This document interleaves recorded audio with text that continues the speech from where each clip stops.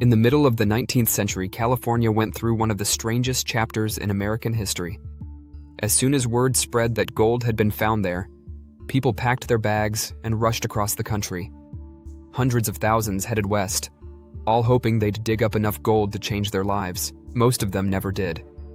But the people who made real money weren't the ones searching for gold at all. They were the ones selling the shovels, the picks, the pans, all the tools everyone needed before they even started digging. As long as the crowds believed the ground was full of gold, the tool sellers got richer and richer.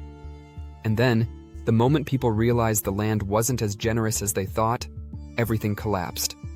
This same pattern is exactly what some investors think is happening today with artificial intelligence. And the loudest voice warning about it is Michael Burry. Who Burry is, and why people listen before talking about Nvidia, it's worth remembering why Burry's opinions carry weight. Back in 2005, when he was only 33, he made a bet no one understood at the time. He bought credit default swaps on the worst mortgage bonds he could find.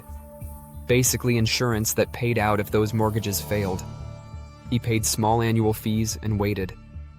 When the housing market fell apart in 2007, those insurance bets paid out massively.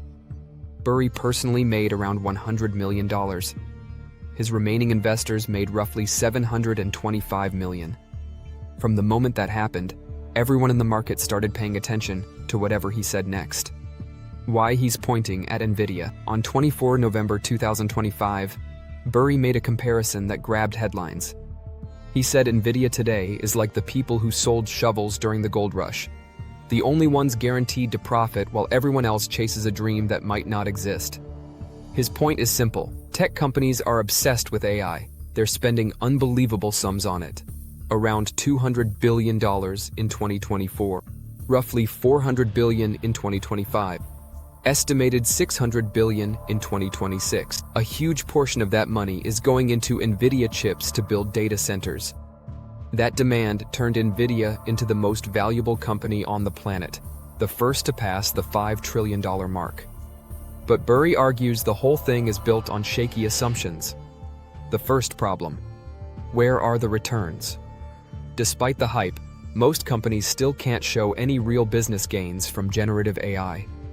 An MIT study from August 2025 found 95% of generative AI adoption cases had no meaningful impact on profits. If companies don't earn anything from these models, they won't keep spending billions on the hardware behind them. And if the spending dries up, demand for Nvidia chips goes from sky-high to flat very quickly. That's Burry's first warning.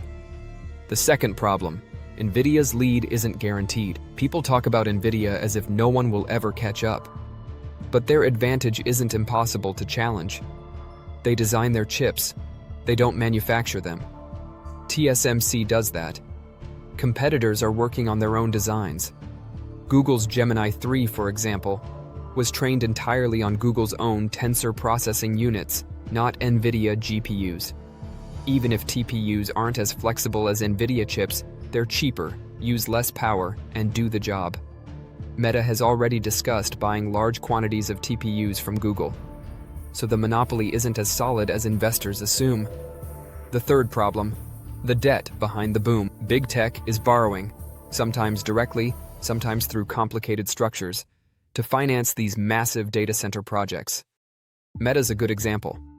Instead of borrowing money itself, it helped set up a special purpose company that borrowed $27 billion, guaranteed by a lease agreement with Meta. If AI growth stalls, Meta might not need that center. And if Meta steps back, the lenders are exposed. These kinds of circular deals are happening across the AI world. Money moves from one tech giant to another and then back again, all based on the belief that future profits will justify today's spending. If that belief collapses, the whole circle breaks. That's why Burry compares Nvidia to Cisco during the dot-com bubble. Cisco was once the most valuable company in the world until the internet mania burst and its stock dropped dramatically. So what happens if Burry is right? If the AI boom is a gold rush, Nvidia is the tool seller. If companies lose faith in the gold, the buying stops. And if the buying stops, Nvidia isn't the only one in trouble.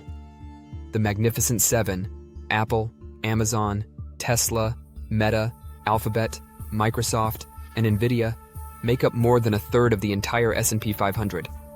A collapse in one could drag the others with it.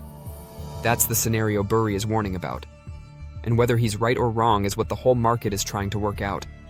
So here's the question. If the United States is hit by a serious financial shock caused by an AI bubble bursting, does that give China the moment it's been waiting for to pull ahead economically and militarily? Let me know what you think in the comments. If you found this breakdown useful, subscribe, and I'll see you in the next one. Thanks for watching.